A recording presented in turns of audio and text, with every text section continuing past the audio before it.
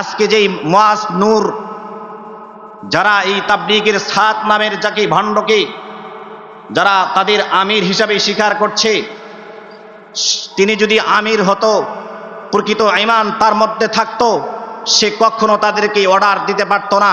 সে তার স্থান থেকে বলতো, আমি আর তোমাদের বাংলাদেশে যাব না, আমি চাই না আমার অর্ডারে কোনো মুসলমান নির্যাতিত হয়।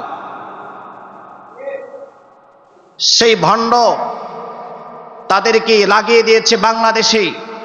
আজকে কত মার কোল খারে হয়ে গেল, আজকে কত সন্তান খালি সন্তানের চোখে অস্ত্র সিক্ত হচ্ছে। আমাদের বগুড়ার মধ্যে একজন ছোট্ট বাচ্চার সেই তার চোখের পানিগুলো দেখলাম, সে বলছে, হায় আজকে বাবা কোথায় পাবো, বাবা কোথায় পাবো, আমাকে সকালবেলা চিপস কে দিবে, আমাকে কে খাওয়াবে, আমাকে কে আর আদর করবে। এই ভণ্ডর জন্য আজকে বাংলাদেশের চারটি প্রাণ, তরুতাজা প্রাণ চলে গেল। এজন্য সাবধান ভাইয়েরা আমার, কথা বলতে হচ্ছে, দুঃখে কথা বলতে হচ্ছে। কেউ যদি আপনারা মনে করেন যে হুজুর কেন এগুলো বলছেন, এটা এই স্থানটা হচ্ছে হক কথা বলার জন্যই। আমরা চাকরির ভয় করি না, আমরা রিমান্ডের ভয় করি না, আমরা জেলের ভয় করি না, আমরা ফাঁসির ভয় করি না। মরবো একদিন, মরবো বাঘের মতো হুঙ্কার দিয়ে ইনশাআল্লাহ দুনিয়া থেকে বিদায় হয়ে চলে যাব। তবে আমাদের আওয়াজ থাকবে হকের। কোনো বাতিল যেন রাম ভাম দান্ডা যেন আমাদের কাছে এসে স্থান না পায়। যেহেতু এটি নবীওয়ালা কাজ, এই কাজের মধ্যে কোনো স্পট দেওয়া যাবে? বলেন তো যাবে? স্পট দেওয়া যাবে না। এজন্য ভাইয়েরা আমার, এই দাওয়াত তাবলীগের কাজ 1 নম্বর আত্মশুদ্ধির একটি কাজ। আমরা এই কাজ ছাড়ব না, এই কাজ আমরা শুরু থেকে শেষ পর্যন্ত করে যাব। যারা এই কাজের মধ্যে নিয়োজিত আছে তাদেরকে আমরা ভালোবাসবো, তাদেরকে আমরা মহাব্বত করব, এই কাজের মধ্যে সহযোগিতা করব। এবং আমরা সামনে ইজতেমা আছে, ইজতেমার মধ্যে সবাই যাব ইনশাআল্লাহ। দেখেন এটি কত বড় একটি কাজ। আমরা সবাই বাইতুল্লাহ শরীফে হজ করতে যাই না? সবাই আমরা কিন্তু হজ করতে যাই। দেখেন বাংলাদেশ কত একটা সম্মানী দেশ, এটি কি আমরা চিন্তা করেছি? আরে ভাই, কত সম্মানী সম্মানী বড় বড় দেশ আছে, তারা কিন্তু এই ইজতেমা পায় নাই, পেয়েছে? আমাদের বাংলাদেশ পেয়েছে ইজতেমা। বাংলাদেশ কত একটি সম্মানী দেশ। এদেশে আওলাদে রাসূলরা আসে, এদেশে হক্কানি উলামে কেরামরা আসে। ইজতেমা, বিশ্ব ইজতেমা, মানে সারা বিশ্বের মধ্যে ইজতেমা শুধুমাত্র বাংলাদেশই হবে। আমাদের বাংলাদেশ কত গর্বের দেশ। এই কাজ নিয়ে যদি ষড়যন্ত্র করে, যারা ষড়যন্ত্র করবে তাদের হাতকে ভেঙে দিতে হবে প্রয়োজনে। এরপরও এই কাজ আমাদেরকে সেভ রাখতে হবে। কথা বলেন ঠিক কিনা? রাগ করেছেন? রাগ করছেন আপনারা আমার কথাগুলো? আপনারা নেটে ফেসবুকে দেখছেন না? আচ্ছা আমি বাদ দিলাম, আমি কোনো দলের কথা বলছি না, আমি কোনো দলেরই কথা বলছি না। আমরা যদি স্বয়ং রসুলের সে হাদিসের উপর আমরা রিসার্চ করি, আল মুসলিমু মান সালিম আল মুসলিমুনা মিন লিসানিহি ওয়া ইয়াদিহি, রসুলের সে হাদিসের ব্যাখ্যা যদি আমরা করি, রসুল বলছেন অপর মুসলমান যদি আরেক মুসলমানের মুখ এবং হাত থেকে নিরাপদ না থাকে, সেই মুসলমান হতে পারে। এটি কার বাণী? আমার মুখের কথা নাকি রসুলের হাদিস? রসুলের হাদিস। কেউ যদি এটির মিথ্যা প্রমাণ করতে পারে, আমি এখানে বসে আর বয়ান করব না। সে হাদিসের ব্যাখ্যায় বোঝা যায়, যেই মুসলমানরা, আমার নিরীহ মুসলমান, আমার গরিব মুসলমান, আমার দাওয়াতি তাবলীগের মুসলমানদেরকে টঙ্গীর ময়দানে, ফোরাত নদীর পাহাড়ে যারা রক্তাক্ত করেছে, হাদিসের ব্যাখ্যায় বোঝা যাচ্ছে তারা প্রকৃত মুসলমান হতে এখনো কয়েকদিন থেকে আপনারা সবাই নেট ফেসবুকে দেখতেছেন, রক্তক্ষরণ হয়, দুঃখে চোখের মধ্যে পানি আসে, অস্ত্র সিক্ত হয়। মুসলমানের তরবারের নিচে মুসলমানরা আজকে বাংলাদেশে শহীদ হয়ে যাচ্ছে। অথচ এই কাজটি ছিল 1 নম্বর কাজ। তাবলীগ এটি বালাগা থেকে এসেছে, পৌঁছানো, দাওয়াত পৌঁছানোর মাধ্যম হচ্ছে এটি। আজকে দেখেন বাংলাদেশের প্রায় শতাধিকের উপরে মানুষ মেডিকেলের বিছানায় কাতরাচ্ছে। কিছুক্ষণ আগে একটি ছবি দেখলাম, আপনাদের সোনারগাঁর একজন ভাই, তার মাথার মধ্যে রামদা দিয়ে মাথাটা একবারে ফাঁক করে দিয়েছে। এটি কি মুসলমানের কাজ হতে পারে? আজকে যেই সন্ত্রাসরা আজকে যেই মুআজ নূর, যারা এই তাবলীগের সাত নামের যাকে ভণ্ডকে যারা তাদের আমির হিসাবে স্বীকার করছে, তিনি যদি আমির হতো, প্রকৃত ঈমান তার মধ্যে থাকতো, সে কখনো তাদেরকে অর্ডার দিতে পারতো না। সে তার স্থান থেকে বলতো, আমি আর তোমাদের বাংলাদেশে যাব না, আমি চাই না আমার অর্ডারে কোনো মুসলমান নির্যাতিত হয়।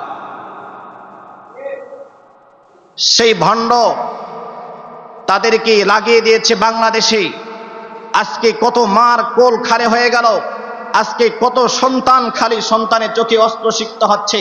আমাদের বগুড়ার মধ্যে একজন ছোট্ট বাচ্চার সেই তার চোখের পানিগুলো দেখলাম, সে বলছে, হায় আজকে বাবা কোথায় পাবো, বাবা কোথায় পাবো, আমাকে সকালবেলা চিপস কে দিবে, আমাকে কে খাওয়াবে, আমাকে কে আর আদর করবে। এই ভণ্ডর জন্য আজকে বাংলাদেশের চারটি প্রাণ, তরুতাজা প্রাণ চলে গেল। এজন্য সাবধান ভাইয়েরা আমার, কথা বলতে হচ্ছে, দুঃখে কথা বলতে হচ্ছে। কেউ যদি আপনারা মনে করেন যে হুজুর কেন এগুলো বলছেন, এটা এই স্থানটা হচ্ছে হক কথা বলার জন্যই। আমরা চাকরির ভয় করি না, আমরা রিমান্ডের ভয় করি না, আমরা জেলের ভয় করি না, আমরা ফাঁসির ভয় করি না। মরবো একদিন, মরবো বাঘের মতো হুঙ্কার দিয়ে ইনশাআল্লাহ দুনিয়া থেকে বিদায় হয়ে চলে যাব। তবে আমাদের আওয়াজ থাকবে হকের। কোনো বাতিল যেন রাম ভাম দান্ডা যেন আমাদের কাছে এসে স্থান না পায়। যেহেতু এটি নবীওয়ালা কাজ, এই কাজের মধ্যে কোনো স্পট দেওয়া যাবে? বলেন তো যাবে? স্পট দেওয়া যাবে না। এজন্য ভাইয়েরা আমার, এই দাওয়াতে তাবলীগের কাজ 1 নম্বর আত্মশুদ্ধির একটি কাজ। আমরা এই কাজ ছাড়ব না, এই কাজ আমরা শুরু থেকে শেষ পর্যন্ত করে যাব। যারা এই কাজের মধ্যে নিয়োজিত আছে তাদেরকে আমরা ভালোবাসবো, তাদেরকে আমরা মহাব্বত করব, এই কাজের মধ্যে সহযোগিতা করব। এবং আমরা সামনে ইজতেমা আছে, ইজতেমার মধ্যে সবাই যাব ইনশাআল্লাহ। দেখেন এটি কত বড় একটি কাজ। আমরা সবাই বাইতুল্লাহ শরীফে হজ করতে যাই না? সবাই আমরা কিন্তু হজ করতে যাই। দেখেন বাংলাদেশ কত একটা সম্মানী দেশ, এটি কি আমরা চিন্তা করেছি? আরে ভাই, কত সম্মানী বড় বড় দেশ আছে, তারা কিন্তু এই ইজতেমা পায় নাই, পেয়েছে? আমাদের বাংলাদেশ পেয়েছে ইজতেমা। বাংলাদেশ কত একটি সম্মানী দেশ। এদেশে আওলাদে রাসূলরা আসে, এদেশে হক্কানি উলামায়ে কেরামরা আসে।